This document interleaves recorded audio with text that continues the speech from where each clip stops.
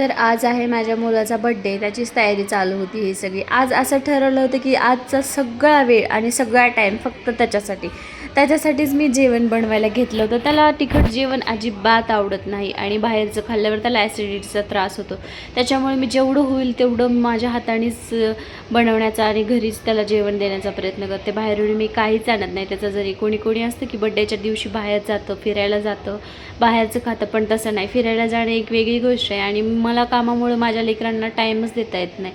त्याच्यामुळं मला ज्या दिवशी सुट्टी आहे त्या दिवशी असं वाटतं की माझे लेकरं माझ्या डोळ्यासमोरून कुठंच जाऊ नयेत, पण तसं नाही होत. ज्या दिवशी मला सुट्टी असते त्या दिवशी त्यांचं स्कूल असतं, ट्युशन क्लास हे सगळं असतं. त्याच्यामुळं माझ्या लेकरांना देण्यासाठी खूपच कमी वेळ असतो माझ्याकडे आणि ज्या दिवशी मला वेळ असतो त्या दिवशी त्यांना वेळ नसतो. असं होतं का तुमच्यासोबत? आज सगळं त्याच्या आवडीचं आणि छान जेवण बनवायचं ठरवलं होतं मी. त्याला पुरी आणि श्रीखंड खूप आवडतं. पुरी, श्रीखंड, डाळ, भात, पण तिखट नाही, फक्त सपक. आणि मी त्याच्यासाठीच हे सगळं जेवण बनवून त्याला ताट वगैरे सजवून दिलं आणि मग जेवायला दिलं.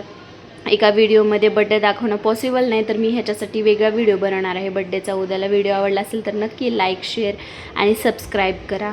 Bye bye. Thanks for watching. भेटूया उद्याच्या ब्लॉगमध्ये.